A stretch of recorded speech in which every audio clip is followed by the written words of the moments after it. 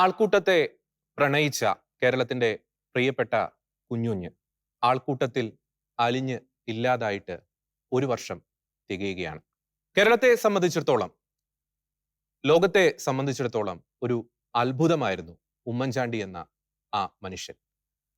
ഒരുപക്ഷെ വിശ്രമം എന്ന വാക്കിനോട്, ആ വാക്ക് കേൾക്കുമ്പോൾ അസ്വസ്ഥത തോന്നുന്ന ലോകത്തിലെ അപൂർവങ്ങളിൽ അപൂർവമായ ഒരു രാഷ്ട്രീയ നേതാവ്.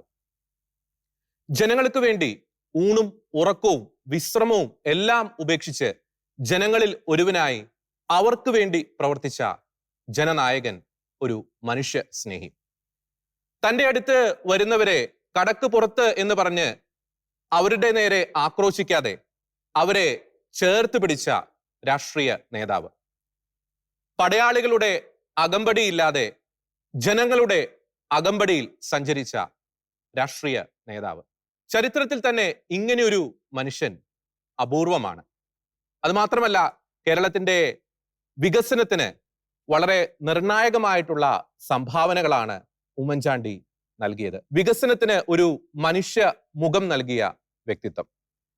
തനിക്ക് നേരെ ആരോപണങ്ങളുടെ വലിയൊരു ശരം ഉയർന്നു വന്നപ്പോഴും, തനിക്ക് നേരെ ഒരു ആക്രമണം ഉണ്ടായപ്പോൾ പോലും അതിനെയെല്ലാം പുഞ്ചിരിയോടെ നേരിട്ട, ശത്രുക്കളെ സ്നേഹിച്ച രാഷ്ട്രീയ നേതാവ്. ഉമ്മൻചാണ്ടിയോട് രാഷ്ട്രീയ കേരളം ചെയ്തത് ഒരു മര്യാദയായിരുന്നു. ഉമ്മൻചാണ്ടിക്ക് നേരെ അന്ന് അവർ തൊടുത്തുവിട്ട ആരോപണങ്ങൾക്ക് പിന്നിലെ ഒരു ഗൂഢ തന്ത്രങ്ങൾ എന്തൊക്കെയാണ്? ഉമ്മൻചാണ്ടി എന്ന ആ മഹാമനുഷ്യന്റെ, ആ മഹാ വ്യക്തിത്വത്തിന്റെ ഓർമ്മകൾക്ക് മുന്നിൽ ശിരസ് നമിച്ചുകൊണ്ട് നിലപാട് എന്ന ഈ ഒരു പ്രോഗ്രാമിന്റെ ഇന്നത്തെ ഈ ഒരു എപ്പിസോഡ് ആരംഭിക്കുകയാണ്. ഞാൻ ജോർജി, എന്നോടൊപ്പമുള്ളത് റോബിൻ അയന. ശരിക്കും ഉമ്മൻചാണ്ടി എന്നൊരു വ്യക്തിത്വം അല്ലെ, വലിയൊരു അത്ഭുതം തന്നെയാണ്. ശരിക്കൊരു അത്ഭുതം തന്നെയാണ്. ഒരുപക്ഷെ ഒരു വരും തലമുറകൾ ഉമ്മൻചാണ്ടി ആരായിരുന്നു എന്ന് ചോദിച്ചു കഴിഞ്ഞാൽ, ഈ 2023 ജൂലൈ മാസം 19 മുതൽ 21 തീയതി വരെ അദ്ദേഹത്തിന്റെ അന്ത്യയാത്രയിൽ ഒരുമിച്ച് കൂടിയ ആ ഒരു ജനങ്ങളുടെ കണ്ണീര്, ആ ഒരു വിലാപം മാത്രം മതി ഉമ്മൻചാണ്ടി എന്ന ആ ഒരു വ്യക്തിത്വം ആരായിരുന്നു എന്നതിന്റെ ഒരു ശ്രദ്ധേയമായിട്ടുള്ള ഒരു പ്രധാനപ്പെട്ട ഒരു പാഠപുസ്തകം എന്ന് പറയുന്നത്. ആൾക്കൂട്ടത്തെ എപ്പോഴും ഒരു സ്നേഹിച്ച വ്യക്തിത്വമായിരുന്നു. ആൾക്കൂട്ടം ഇല്ലെങ്കിൽ അദ്ദേഹത്തിന് എന്തൊരു അസ്വസ്ഥത പോലെയായിരുന്നു ശരിക്കും പറഞ്ഞ ഉമ്മൻചാണ്ടി. ഏകാന്തത തോന്നുന്ന ഒരു സ്ഥിതിവിശേഷം. അത് തന്നെ അദ്ദേഹത്തിന്റെ അന്ത്യയാത്രയിലും ജനങ്ങൾ നൽകിയ ആ ഒരു യാത്രയപ്പ് എന്ന് പറയുന്നത് ചരിത്രത്തിൽ തന്നെ ഒരുപക്ഷെ, കേരള ചരിത്രത്തിൽ തന്നെ ഒരുപക്ഷെ ആദ്യമായിട്ടായിരിക്കും. മണിക്കൂറുകൾ നീണ്ട അദ്ദേഹത്തിന്റെ ഒരു അന്ത്യയാത്ര ജൂലൈ 19 തീയതി അദ്ദേഹത്തിന്റെ ഈ ജഗതിയിലെ പുതുപ്പള്ളി ഹൗസിൽ നിന്ന് ആരംഭിച്ച് രാവിലെ 7 മണിക്കാണ്. തിരുവനന്തപുരം ജില്ല പിന്നിടാൻ തന്നെ ഏകദേശം 7 മണിക്കൂറോളം എടുത്തു. പിന്നീട് 40 മണിക്കൂറോളം കഴിഞ്ഞിട്ടാണ് പുതുപ്പള്ളിയുടെ അദ്ദേഹത്തിന്റെ ദേവാലയത്തില് ഈ മൃതസംസ്കാര ശുശ്രൂഷകളൊക്കെ നടന്നത്. അവിടെ ഒരുമിച്ച് കൂടിയ ജനങ്ങളുടെ ആ ഒരു കണ്ണീര്, അവരുടെ ഒരു പ്രതികരണമൊക്കെ നാം കണ്ടതാണ്. അതിൽ നിന്നൊക്കെ വ്യക്തമാകുന്നത് ഉമ്മൻചാണ്ടി എന്ന ആ ഒരു മനുഷ്യ സ്നേഹിയുടെ ഒരു വലിയൊരു മഹത്വം തന്നെയല്ലേ?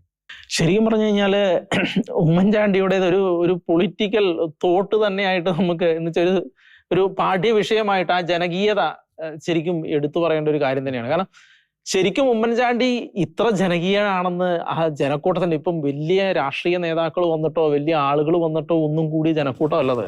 അത് ഒരു മനുഷ്യനെ, ഒരു കേരളത്തിലെ ഒരു രാഷ്ട്രീയക്കാരൻ വലിയ ആളുകളുടെ ഒന്നും അകമ്പടി ഇല്ലാതെ അദ്ദേഹം കടന്നുപോയപ്പോൾ സ്വന്തം ഇഷ്ടപ്രകാരം കൂടിയ ജനങ്ങളാണ്. ആ ജനങ്ങളാണ് അദ്ദേഹത്തെ മരണശേഷം അദ്ദേഹത്തെ ഇന്ന് ഉള്ള ഉന്നതിയിലേക്ക് എടുത്തു വെച്ചത് ജനങ്ങളാണ്, വേറെ ആരുമല്ല. വേറെ ആരും ഏതെങ്കിലും വലിയ ചിന്തകന്മാർ അദ്ദേഹത്തെ കുറിച്ച് വലിയ ചിന്തകൾ പബ്ലിഷ് ചെയ്തതുകൊണ്ടോ വലിയ ഇവിടുത്തെ വലിയ രാഷ്ട്രീയക്കാർ അദ്ദേഹത്തെ പുകഴ്ത്തി പറഞ്ഞതുകൊണ്ടോ അല്ല അദ്ദേഹം ഇന്ന് കേരളത്തിലെ രാഷ്ട്രീയത്തിന്റെ അത്യുന്നതിയിൽ എത്തി നിൽക്കുന്നത്. ജനങ്ങൾ അദ്ദേഹത്തെ എത്തി നിർത്തിച്ചു.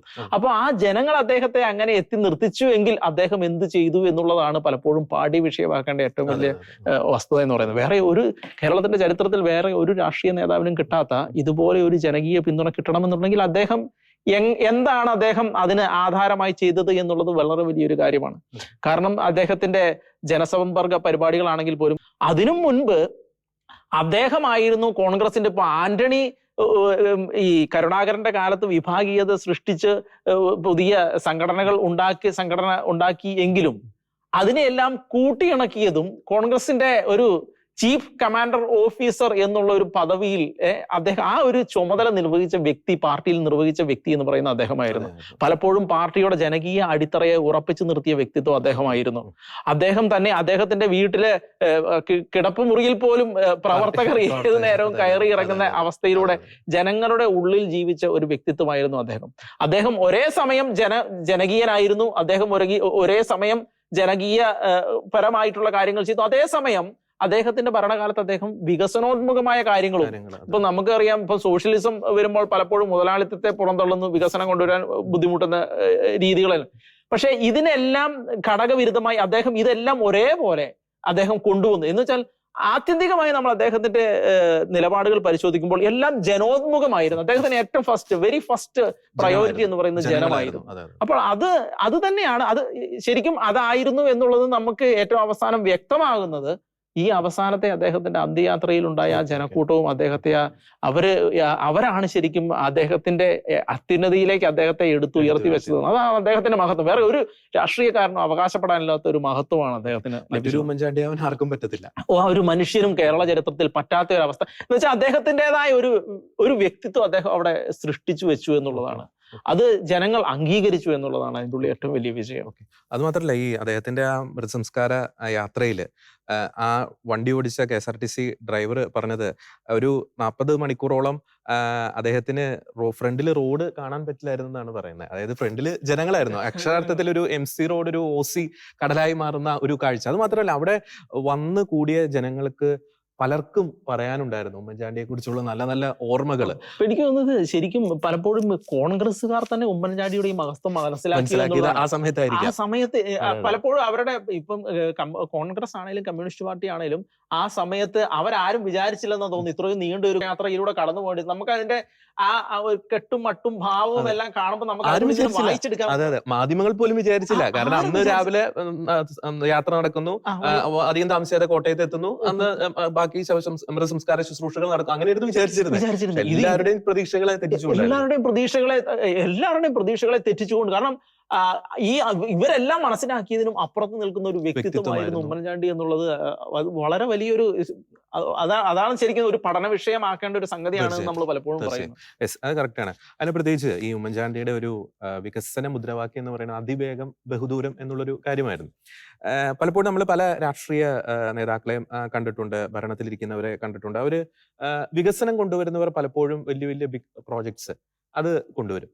പക്ഷേ ഈ ഉമ്മൻചാണ്ടി റോബിൻ സൂചിപ്പിച്ചതുപോലെ വലിയ ബിഗ് പ്രോജക്ട്സ് ഒപ്പം തന്നെ ഒരു ഗ്രൗണ്ടിലേക്ക് ഇറങ്ങിച്ചെന്ന് സാധാരണ ജനങ്ങളുടെ ഒരു കണ്ണീരൊപ്പിയ വ്യക്തിത്വമായിരുന്നു. കാരണം നമ്മൾ അന്ന് ആ മൃതസംസ്കാര ശുശ്രൂഷയില്, അന്ന് ആ യാത്രയിലൊക്കെ ഓരോരുത്തർക്കും ഓരോ കഥ പറയാനുണ്ട്. പ്രത്യേകിച്ച് ഞാൻ ഈ ഉമ്മൻചാണ്ടിയുടെ മൃതസംസ്കാര ശുശ്രൂഷ കഴിഞ്ഞ് ഉള്ള ദിവസങ്ങൾ പിന്നിട്ടപ്പോൾ അവിടുത്തെ അദ്ദേഹത്തിന്റെ കബറിടത്തിൽ പോയി റിപ്പോർട്ട് ചെയ്യാനൊക്കെ പോയപ്പോൾ ഒരു ജനസാഗരം തന്നെയായിരുന്നു പല ദിവസങ്ങളിൽ അവിടെ നമുക്ക് കാണാൻ സാധിച്ചത്. അവിടെ എഴുതിയ ഉമ്മൻചാണ്ടിയുടെ കബറിടത്തിൽ എഴുതിയ കുഞ്ഞു കുട്ടികൾ വരെ എന്താ പറയണേ, ലവ് യു ഉമ്മൻചാണ്ടി അപ്പച്ച, അല്ലെങ്കിൽ അവരുടെ ഉമ്മൻചാണ്ടിയുടെ കാരിക്കേച്ചർ ഒക്കെ വരച്ച്, ഒപ്പം അവിടെ കാണാൻ വരുന്നവരുടെ ഒക്കെ പ്രതികരണമൊക്കെ എടുക്കുമ്പോൾ ഓരോരുത്തർക്കും ഓരോ കഥ പറയാനുണ്ട് ഉമ്മൻചാണ്ടിയെ കുറിച്ച്. തങ്ങൾക്ക് ജോലി മേടിച്ചു തന്ന കഥ, തങ്ങളുടെ ചികിത്സയുമായി ബന്ധപ്പെട്ട് സഹായം നേടിത്തന്ന കഥ, ഒത്തിരി കഥകൾ. അപ്പൊ അതിന്റെയൊക്കെ ഒരു പശ്ചാത്തലത്തില് കേരളത്തിന് ഒരു മാനുഷിക മുഖമുള്ള ഒരു വികസനത്തിന്റെ കാര്യത്തിൽ മാനുഷിക മുഖമുള്ള കൃത്യമായിട്ടുള്ള ഒരു ഡയറക്ഷൻ നൽകിയ ഒരു വ്യക്തിത്വം തന്നെയായിരുന്നില്ലേ ഉമ്മൻചാണ്ടി? ഇപ്പം ഉമ്മൻചാണ്ടിനെ കുറിച്ച് എടുത്തു പറയുകയാണെങ്കിൽ നാടിന് അല്ലെങ്കിൽ നാട്ടുകാർക്ക് ഏറ്റവും ആവശ്യം, അല്ലെങ്കിൽ അവർക്ക് അവരുടെ ജീവിതം മുന്നോട്ട് കൊണ്ടുപോകാൻ ഏറ്റവും പ്രധാനപ്പെട്ടത് എന്താണ്, അത് കണ്ടറിഞ്ഞ് അവരോട് ഇടപഴകി അത്തരത്തിൽ പ്രവർത്തിച്ച ഒരാളാണ് ഉമ്മൻചാണ്ടി. അപ്പൊ അതിൽ ഏറ്റവും ആദ്യം എടുത്തു പറയേണ്ടത് അദ്ദേഹത്തിന്റെ ജനസമ്പർക്ക പരിപാടി. ഏകദേശം 14 ജില്ലകളിലായിട്ട് 4 തവണയായിട്ട് നടത്തിയ ജനസമ്പർക്ക പരിപാടിയിൽ ഏകദേശം 11.25 ലക്ഷത്തോളം പരാതികളാണ് അദ്ദേഹം പരിഹരിച്ചത്. അതിപ്പോഴത്തെ നമ്മുടെ മുഖ്യമന്ത്രി പിണറായി വിജയൻ തന്നെ അംഗീകരിച്ചിട്ടുള്ള കാര്യമാണ്. ഇത്രത്തോളം പരാതികൾ ഉമ്മൻചാണ്ടി പരിഹരിച്ചിട്ടുണ്ടെന്ന്. ഇതുപോലെ തന്നെ നമ്മുടെ പിണറായി വിജയൻ സർക്കാർ നവകേരള എന്ന് പറഞ്ഞൊരു ജനസമ്പർക്ക പരിപാടി, ഇത് എങ്ങനെ തന്നെ പറയാം, സംഘടിപ്പിച്ചു. അതെ. അപ്പം ഈ മുഖ്യമന്ത്രിയുടെയും മറ്റു മന്ത്രിമാരുടെയും നവകേരള യാത്രയിൽ അവരെ നേരിട്ട് പരാതികൾ സ്വീകരിക്കുന്നതോ അല്ലെങ്കിൽ ആളുകളുടെ പ്രശ്നങ്ങൾ കേൾക്കുന്നതോ നമ്മൾ കണ്ടിട്ടില്ല. ചുരുക്കം ചില പരാതികൾ മാത്രമേ പരിഹരിക്കപ്പെട്ടിട്ടുള്ളൂ. അതുപോലെ തന്നെ ഉമ്മൻചാണ്ടിയുടെ കാലത്ത് എടുത്തു പറയേണ്ട ഒരു കാര്യമാണ്. അപ്പൊ തന്നെ ഈ ജനസമ്പർക്ക പരിപാടിയായിട്ട് ബന്ധപ്പെട്ട് എടുത്തു വരേണ്ട ഒരു കാര്യം കൂടിയുണ്ട്. ചിലപ്പോൾ 14-17 മണിക്കൂറൊക്കെയാണ് ഒറ്റ നിൽപ്പിൽ അദ്ദേഹം നിൽക്കുന്നത്. അദ്ദേഹത്തിന് ചില ശ്രദ്ധേയമായിട്ടുള്ള ഒരു ഫോട്ടോ ഉണ്ട്. ഒരു കയ്യിൽ ജനങ്ങൾ നൽകിയ നിവേദനം, മറു കയ്യിൽ ഒരു സ്റ്റീൽ ഗ്ലാസ്സിൽ ഒരു ഗ്ലാസ് കഞ്ഞിവെള്ളം. അതായിരുന്നു അദ്ദേഹത്തിന്റെ ഊർജ്ജം എന്ന്. അതിനേക്കാൾ അദ്ദേഹത്തിന് ഊർജ്ജം നൽകിയത് ജനത്തിന്റെ ഒരു സാമീപ്യമായിരുന്നു.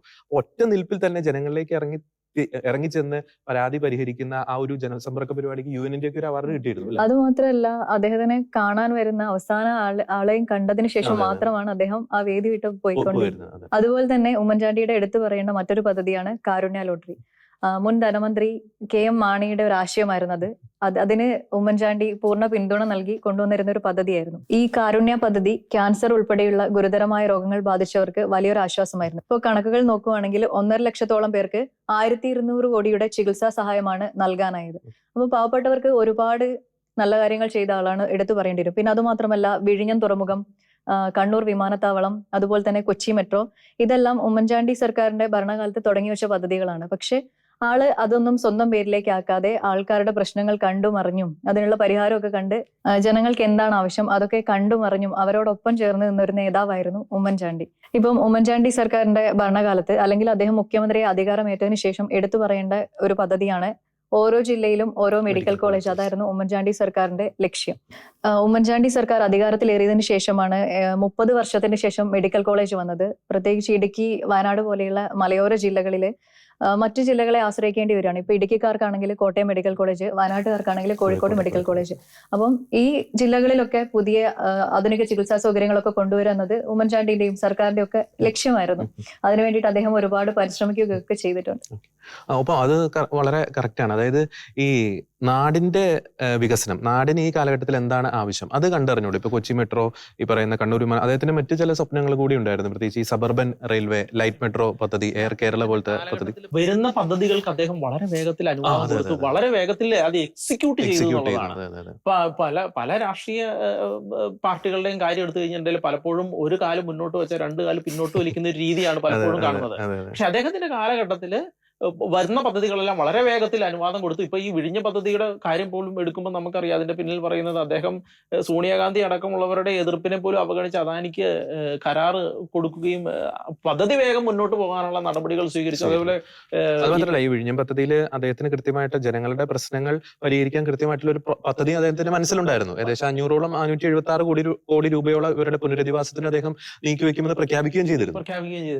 ശരിക്കും പറയുമ്പോൾ ഈ നമ്മുടെ ജനകീയ ഈ അദ്ദേഹത്തിന്റെ ജനസമ്പർക്ക പരിപാടിയെ കുറിച്ച് പലപ്പോഴും വിമർശനം ആളുകൾ ഉന്നയിച്ചിട്ടുണ്ട്. എന്ന് വെച്ചാൽ ഓൾറെഡി ഈ പ്രശ്നങ്ങൾ പരിഹരിക്കാൻ ഗവൺമെന്റിന് ഒരു സിസ്റ്റം ഉണ്ടാക്കിയിട്ടുണ്ട്.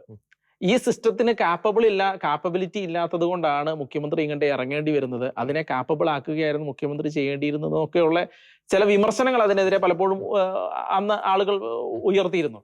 പക്ഷേ ആ വിമർശനം അങ്ങനെ പറയുമ്പോൾ പോലും ഇതായിരുന്നു അദ്ദേഹത്തിന്റെ ശൈലി എന്നുള്ളതാണ്.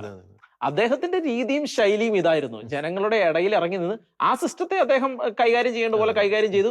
അതേസമയം ഒരു ഡബിൾ പില്ലർ എന്ന് പറയുന്നത് പോലെ അദ്ദേഹം തന്നെ ജനങ്ങളിലേക്ക് ഇറങ്ങി അദ്ദേഹം ജനങ്ങളുടെ ഇപ്പൊ പലപ്പോഴും വില്ലേജ് നമുക്കറിയാം, അതിന് വില്ലേജുകളിൽ കൂടെയും എല്ലായിടത്തൂടെയും കയറി ഇറങ്ങി വരുമ്പോഴത്തേനും സമയമുണ്ട്. അദ്ദേഹം തന്നെ പല വില്ലേജുകളിലും അതുപോലുള്ള സ്ഥാപനങ്ങളിൽ നേരിട്ട് വിളിച്ചു പറഞ്ഞ് കാര്യം ചെയ്ത സംഭവങ്ങൾ ഉണ്ടായിട്ടുണ്ട്. പക്ഷെ അതിനെല്ലാം അപ്പുറത്ത് ജനങ്ങളിലേക്ക് ഇത്രയും ലക്ഷം പരാതികൾ ഒരുമിച്ച് പരിഹരിച്ചു കൊണ്ടുവന്നു എന്ന് പറയുന്നത് ഈ വിമർശനങ്ങൾ നേരിടുമ്പോൾ പോലും അതിനെല്ലാം അവഗണിച്ച് നിൽക്കുന്ന വളരെ വലിയ ഒരു സംഗതിയായിട്ട് മാറിയിട്ടുണ്ട്. അത് കറക്റ്റാണ്. പിന്നെ അദ്ദേഹത്തിന്റെ എടുത്തു പറയേണ്ട മറ്റൊരു കാര്യമാണ് ഈ സുതാര്യത. പ്രത്യേകിച്ച് അദ്ദേഹത്തിന്റെ ഈ ഓഫീസിൽ 24 മണിക്കൂറുമുള്ള ഒരു വെബ്കാസ്റ്റിംഗ്, ഓഫീസിൽ എന്താണ് നടക്കുന്നത്, ഓഫീസിൽ ആരാണ് വരുന്നത് പോകുന്നത് എന്നുള്ളൊരു കാര്യമൊക്കെ കൃത്യമായിട്ട് അദ്ദേഹം ഇംപ്ലിമെന്റ് ചെയ്തു. അപ്പം അദ്ദേഹത്തിന്റെ ഭരണത്തിൽ അല്ലെങ്കിൽ അദ്ദേഹത്തിന്റെ അഡ്മിനിസ്ട്രേഷനിൽ അദ്ദേഹം ഈ അഴിമതി വിമുക്തമാക്കാൻ നടത്തിയ ഒരു സുതാര്യത കൂടി എടുത്തു പറയേണ്ട കാര്യമാണ്. മറ്റൊരു പ്രധാനപ്പെട്ട ഒരു കാര്യമുണ്ട്. ഈ 1/2 നൂറ്റാണ്ടിലധികമുള്ള നിയമസഭാ പാരമ്പര്യം, ഒരു 53 വർഷത്തോളം തുടർച്ചയായിട്ട് ഒരു മണ്ഡലത്തിൽ നിന്ന് തന്നെ ജയിക്കുക, അത് പല ഇലക്ഷനിലും ഭൂരിപക്ഷം വർദ്ധിപ്പിക്കുക, അത് സാധിക്കുക എന്ന് പറയുന്നത് നിസ്സാര കാര്യമല്ല. ശരിക്കും പറഞ്ഞു കഴിഞ്ഞാൽ ഇതിന്റെ ഉള്ളില് ഈ രാഷ്ട്രതന്ത്രജ്ഞത എന്ന് പറയുന്ന ഒരു സംഗതി അത് വളരെ വലിയതാണ്. ഇപ്പം നമുക്ക് വേണമെങ്കിൽ ഒരു മണ്ഡലത്തിൽ നിന്ന് ജയിച്ചു, അവിടെ നല്ല കാര്യങ്ങൾ ചെയ്തു, അവിടെ തന്നെ നിലനിന്ന് പോകാം, എത്ര പ്രാവശ്യം വേണേലും കയറുക.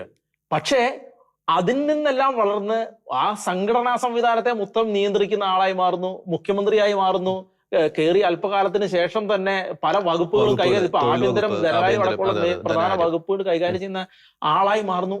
അപ്പൊ ആ ഒരു നയതന്ത്രജ്ഞതയുണ്ട്, ആ രാഷ്ട്രതന്ത്രജ്ഞത, അത് മനസ്സിലാക്കി മുന്നോട്ട് പോയി എന്നുള്ളത് അത് ശരിക്കും അദ്ദേഹത്തിന്റെ ഏറ്റവും വലിയ പ്ലസ് പോയിന്റ് എന്ന് പറയുന്നത്. അതായത് പ്രാവുകളെ പോലെ നിഷ്കളങ്കരും സർപ്പങ്ങളെ പോലെ വിവേകികളുമായി മാറുക എന്ന് പറയുമ്പോൾ അദ്ദേഹത്തിന്റെ ജീവിതത്തിൽ അത് അക്ഷരാർത്ഥത്തിൽ അദ്ദേഹം ചെയ്തു എന്നുള്ളത്. ഇപ്പൊ 5 വർഷം വെറും ഒരു MLA-യുടെ ഭൂരിപക്ഷത്തിന് മാത്രം ഭരിച്ച് ഈ ഘടകകക്ഷികളെ കൊണ്ട് പോവുക എന്നൊക്കെ പറയുന്നത്, അത് അതിലൊക്കെ നയതന്ത്രജ്ഞത എന്ന് പറയുന്നത് വളരെ നമുക്ക് ചിന്തിക്കാൻ പോലും കഴിയുന്നതിനും അപ്പുറത്താണ്.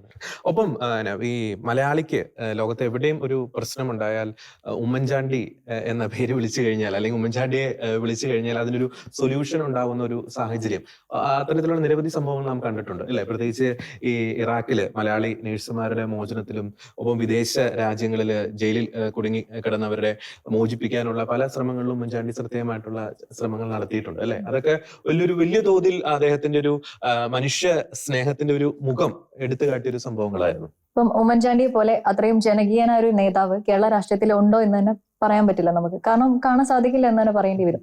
ഏത് കൊച്ചു കുഞ്ഞിന് പോലും പേര് ചൊല്ലി വിളിക്കാനുള്ളൊരു സ്വാതന്ത്ര്യം ഉണ്ടായിരുന്നു ഉമ്മൻചാണ്ടിയുടെ അടുത്ത്. അതുപോലെ ലോകത്തിൽ ഉള്ള ഏത് മലയാളിക്കാണെങ്കിലും ഏത് പാതിരാത്രിക്കാണെങ്കിലും ഏത് സമയത്താണെങ്കിലും എന്തെങ്കിലും ഒരു പ്രശ്നമുണ്ടെങ്കിൽ അതിന് പരിഹാരം കാണാൻ, അല്ലെങ്കിൽ അതിനൊരു സൊല്യൂഷൻ കണ്ടെത്താൻ ഉമ്മൻചാണ്ടിക്ക് കഴിയുമായിരുന്നു. ഓക്കെ, അത് തന്നെയായിരുന്നു ഉമ്മൻചാണ്ടിയുടെ ഒരു ജനകീയ അടിത്തറ എന്ന് പറയുന്നത്. നേരത്തെ അതിനെ സൂചിപ്പിച്ച നമ്മുടെ ആ ഒരു വികസനമായിട്ട് ബന്ധപ്പെട്ട് ചില ഒരു ശ്രദ്ധേയമായിട്ടുള്ള ചില കാര്യങ്ങൾ കൂടി ഒന്ന് പരാമർശിക്കാൻ എനിക്ക് തോന്നുന്നു. അത് ഈ കുട്ടികളുടെ ഈ ശ്രവണ സഹായമായിട്ട് ബന്ധപ്പെട്ട് ഈ കോക്ലിയർ ഇംപ്ലാന്റേഷൻ പദ്ധതി, അത് ഇന്ത്യയിൽ ആദ്യമായിട്ട് നടപ്പാക്കിയത് ഉമ്മൻചാണ്ടി സർക്കാരായിരുന്നു.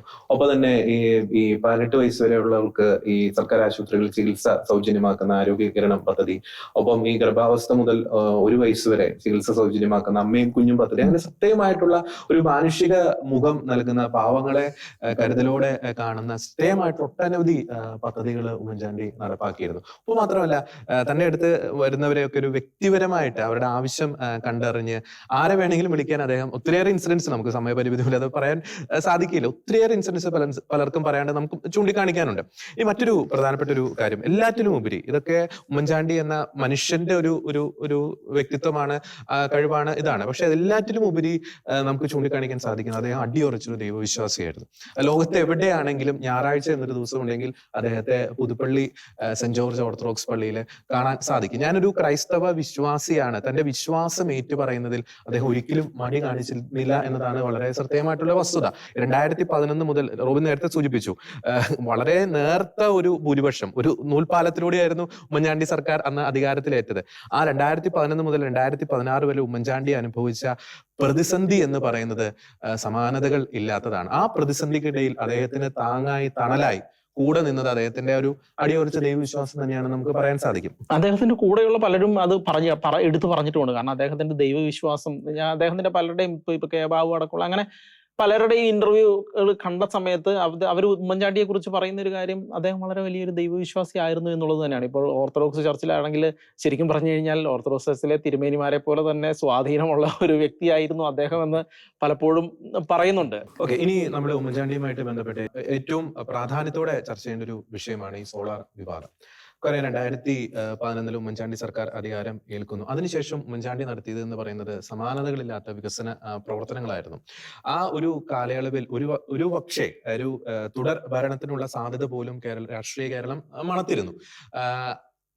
അതിനെ തുടർന്നാണ് നമുക്കറിയാം 2013 ജൂലൈ മാസം മുതൽ ഈ പറയുന്ന സോളാർ വിവാദം കേരളത്തിൽ കത്തിപ്പടരാൻ ആരംഭിച്ചത്. അദ്ദേഹത്തിന്റെ ഓഫീസുമായിട്ട് ഈ സോളാർ വിവാദ നായികയ്ക്ക് ബന്ധമുണ്ട്. അദ്ദേഹത്തെ വ്യക്തിപരമായിട്ട്, അദ്ദേഹത്തെ കുടുംബത്തെ പോലും വലിച്ചിഴച്ചുകൊണ്ടുള്ള സമാനതകളില്ലാത്ത ഒരു വ്യക്തിഹത്യ, ഒരു തേജോവധം തന്നെയാണ് അദ്ദേഹത്തിന് അന്ന് നേരിടേണ്ടി വന്നത്. അത് അദ്ദേഹത്തിന്റെ എതിരാളികളുടെ ഒരു കുബുദ്ധിയിൽ നിന്നും ഉയർന്നു വന്ന ഒരു ഗൂഢ അജണ്ട തന്നെയായിരുന്നു. അതിന്റെ ഓരോ ഘട്ടങ്ങളിലേക്ക് നാം കിടക്കുന്നില്ല, പക്ഷെ അതിന്റെ ചരിത്രം എടുത്ത് പരിശോധിക്കുമ്പോൾ നമുക്കറിയാം. പലപ്പോഴും ഇപ്പോഴും അദ്ദേഹത്തിന്റെ അന്നത്തെ ഒരു പ്രസ് കോൺഫറൻസ് ഒക്കെ നമുക്ക് കാണുമ്പോൾ അദ്ദേഹം പറയാറുണ്ട്, മനസാക്ഷിയുടെ കോടതിയിൽ ഞാൻ തെറ്റുകാരനല്ല. അത് അന്ന് വലിയ കാര്യത്തിൽ പലരും ട്രോളായിട്ട്, എതിരാളികളൊക്കെ ട്രോളായിട്ടൊക്കെ ഉപയോഗിച്ചിട്ടുണ്ട്. പക്ഷെ ഇന്ന് ചരിത്രത്തിലേക്ക് തിരിഞ്ഞു നോക്കുമ്പോൾ അദ്ദേഹം പറഞ്ഞ ആ വാക്കുകളുടെ ഒരു പ്രസക്തി നമുക്ക് മനസ്സിലാക്കാൻ സാധിക്കും. നമുക്കറിയാം, ഈ സോളാർ കമ്മീഷന് മുന്നിൽ നിർഭയം പുഞ്ചിരിയോടെ സോളാർ കമ്മീഷന്റെ ചോദ്യങ്ങളെ നേരിടുന്നു, ഏത് അന്വേഷണത്തെ നേരിടാൻ താൻ തയ്യാറാണ് എന്ന് പറയുന്നു. അന്നത്തെ ഉമ്മൻചാണ്ടിയോട്, ആ കാലഘട്ടത്തിൽ ഉമ്മൻചാണ്ടിയോട് കേരളത്തിലെ രാഷ്ട്രീയ കേരളം മാത്രമല്ല മാധ്യമ പ്രവർത്തകർ പോലും കാണിച്ച ചില കാര്യങ്ങളുണ്ട്. അന്ന് ഈ ബിജു രാധാകൃഷ്ണൻ എന്തോ ഒരു മെമ്മറി കാർഡ് കോയമ്പത്തൂർ ഉണ്ട് എന്ന് പറഞ്ഞ് കോയമ്പത്തൂർ വരെ ലൈവ് ടെലികാസ്റ്റ് നടത്തിയ ഒരു ചരിത്രം നമ്മുടെ മാധ്യമ പ്രവർത്തകർക്കുണ്ട്. അപ്പോൾ അന്ന് ഉമ്മൻചാണ്ടിയുടെ രാഷ്ട്രീയ കേരളം അല്ലെങ്കിൽ നമ്മുടെ മാധ്യമ ലോകം കാണിച്ചതൊരു കൊടിയ ഒരു അനീതി തന്നെയായിരുന്നില്ലേ? ശരിക്കും രാഷ്ട്രീയവൽക്കരിച്ചു വേണമെങ്കിൽ അതിനെ പറയാവുന്നതാണ്. എന്ന് വെച്ചാൽ ഇടതുപക്ഷ ചിന്താഗതിയുള്ള മാധ്യമ പ്രവർത്തകരും മാധ്യമങ്ങളും അതിനെ വളരെയധികം ആഘോഷിച്ചു. അതിന്റെ പിന്നീട് നമുക്ക് വളരെ വ്യക്തമായി മനസ്സിലാക്കി, ആളുകൾ, കേരളത്തിലെ ജനങ്ങൾ മനസ്സിലാക്കി കമ്മ്യൂണിസ്റ്റ് പാർട്ടിയുടെ കുബുദ്ധിയിൽ ഉദിച്ചതായിരുന്നു അതിൻ്റെ ഉള്ളിലെ പല ആശയങ്ങളും എന്നുള്ളത്. ചില സത്യങ്ങൾ, അവിടെയും ഇവിടെയുള്ള ചില സത്യങ്ങളെ അത് ഊതിപ്പെരുപ്പിച്ചു. അത് ഉമ്മൻചാണ്ടിയെ പോലെ നിഷ്കളങ്കനായ ഒരു മുഖ്യമന്ത്രിയുടെ ചുമലിലേക്ക് അതിനെ വെച്ചു കൊടുത്തു. അതിന് ചെല്ലും ചെലവും കൊടുത്തു വളർത്തുന്ന ചില മാധ്യമങ്ങളെ കൂട്ടുപിടിച്ചു. വ്യാപകമായ രീതിയിൽ പ്രചാരണം നടത്തി. അതുപോലെ ഇടതുപക്ഷ സഹയാത്രികരായ ഒരുപാട് മാധ്യമ പ്രവർത്തകർ അത് ഏറ്റുപിടിച്ചു. എന്ന് വെച്ചാൽ ഇതിന്റെ എല്ലാം പിന്നിലുണ്ടായിരുന്ന അജണ്ട കമ്മ്യൂണിസ്റ്റ് പാർട്ടിക്ക് അധികാരത്തിൽ വരിക എന്നുള്ളതും അത് തുടർഭരണം തടയുക എന്നുള്ളതുമായിരുന്നു. കാരണം ഉമ്മൻചാണ്ടി ഈ ഒരു ആളുടെ ഭൂരിപക്ഷം വെച്ച് ഇത്രയും ഗംഭീരമായി ഭരിച്ചു പോകുമെന്ന് ഒരു മനുഷ്യനും ചിന്തിച്ചാലും ഇത്രയും ഗംഭീരമായി ഭരിച്ചു മുന്നോട്ട് പോകുമെന്നുള്ളത്, ആ ഭരണം വളരെ നല്ലതായിരുന്നു താനും. പിന്നെ അത് മാത്രമല്ല, അന്ന് ഈ 2013 ഈ സോളാർ വിവാദം കത്തി നിൽക്കെ അദ്ദേഹത്തിന് നേരെ ഉണ്ടായ ഈ കല്ലേറൊരു ആക്രമണം ഉണ്ട്. അന്ന് കോൺഗ്രസ്സുകാരൊക്കെ പറഞ്ഞു പിറ്റേ ദിവസം നമുക്ക് ഹർത്താൽ അനൗൺസ് ചെയ്യാന്നൊക്കെ പറഞ്ഞു. പക്ഷെ ഉമ്മൻചാണ്ടി ഒരു തരത്തിൽ അത് സമ്മതിച്ചില്ല. മാത്രമല്ല, കല്ലെറിഞ്ഞ വ്യക്തിയെ അദ്ദേഹത്തിന്റെ കരങ്ങൾ പിടിച്ചുകൊണ്ട് അദ്ദേഹത്തോട് ക്ഷമിച്ച ഒരു സമാനതകളില്ലാത്തൊരു ചരിത്രം കൂടി ഉമ്മൻചാണ്ടിക്കുണ്ട്. ഉമ്മൻചാണ്ടി ജനകീയനായ മുഖ്യമന്ത്രിയാണ്. അദ്ദേഹത്തിന്റെ ജനസമ്പർക്ക പരിപാടികൾ അടക്കമുള്ളത് വളരെ വലിയ രീതിയിൽ ജനങ്ങളെ, അദ്ദേഹത്തിന്റെ ഒരൊറ്റ വ്യക്തിപ്രഭാവത്തിന്റെ പേരിൽ അടുത്ത പ്രാവശ്യവും ഗവൺമെന്റ് അധികാരത്തിൽ കയറും എന്നുള്ള ഒരു രീതിയിൽ പൊക്കോണ്ടിരിക്കുമ്പോൾ അദ്ദേഹത്തെ ജനങ്ങളിൽ നിന്ന് അകറ്റുക എന്നുള്ള ഒരു ലക്ഷ്യം കൂടി, ഒരു പൊളിറ്റിക്കൽ തന്ത്രം കൂടി ആ ഒരു ഇൻസിഡന്റിൽ ഉള്ളതായിട്ട് നമുക്ക് വേണമെങ്കിൽ മനസ്സിലാക്കാവുന്നതാണ്. അപ്പൊ ആ ഒരു വിവാദത്തെ, പ്രതിസന്ധികളെ, തനിക്കെതിരെ ഉണ്ടായ വ്യക്തിഹത്യ, തന്റെ കുടുംബത്തെ പോലും വലിച്ചഴിച്ചുണ്ടായിട്ടുള്ള ആരോപണങ്ങൾ, പ്രത്യേകിച്ച് സ്ത്രീ വിഷയവുമായിട്ട് ബന്ധപ്പെടുത്തിയുള്ള ആരോപണങ്ങളൊക്കെ കൊടിയ സഹനത്തിലൂടെ അദ്ദേഹം കടന്നുപോയി, ആരോപണങ്ങൾ മൂലം. പക്ഷേ ആരോപണങ്ങൾ നടത്തിയവരോടൊക്കെ ഒരു ക്ഷമിക്കുവാനും അവരോട് ഒരു ദേഷ്യമില്ലാതെ പെരുമാറാനും അദ്ദേഹത്തിന് സാധിച്ചു എന്നതാണ് ഉമ്മൻചാണ്ടി എന്ന വ്യക്തിയുടെ ഒരു മഹത്വം എന്ന് പറയുന്നത്. ഒരു പക്ഷേ 2016 ഉമ്മൻചാണ്ടിക്ക് തുടർഭരണം ലഭിച്ചിരുന്നെങ്കിൽ കേരളത്തിന്റെ വികസന ചരിത്രം തന്നെ ഒരു തിരുത്തി കുറിക്കപ്പെടുമായിരുന്നു എന്ന് നമുക്ക് നിസ്സംശയം പറയാൻ സാധിക്കും.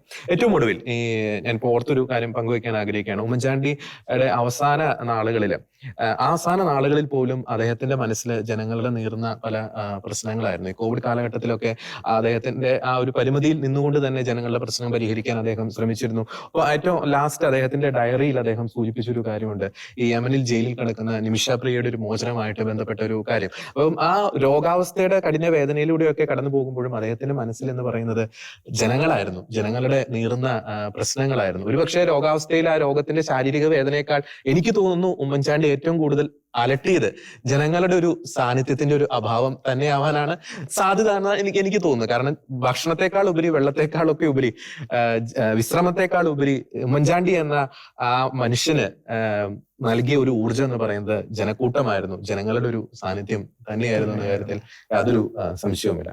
ഉമ്മൻചാണ്ടിയെ കുറിച്ച് പറയുമ്പോൾ നമ്മൾ എടുത്തു പറയേണ്ട ഒരു കാര്യമാണ് പുതുപ്പള്ളി. ആ നാടിനെയും ആ നാട്ടുകാരെയും കുറിച്ച് നമ്മൾ എന്തായാലും തീർച്ചയായും ഇവിടെ പറഞ്ഞിരിക്കണം. കാരണം ഏകദേശം നൂറ്റാണ്ടിലധികം ഉമ്മൻചാണ്ടി എന്ന വ്യക്തിയോടൊപ്പം നിന്നൊരു മണ്ഡലമാണ് പുതുപ്പള്ളി. ഉമ്മൻചാണ്ടിക്ക് എല്ലാമായിരുന്നു പുതുപ്പള്ളി. അതുപോലെ തന്നെ പുതുപ്പള്ളിക്ക് എല്ലാമായിരുന്നു ഉമ്മൻചാണ്ടി.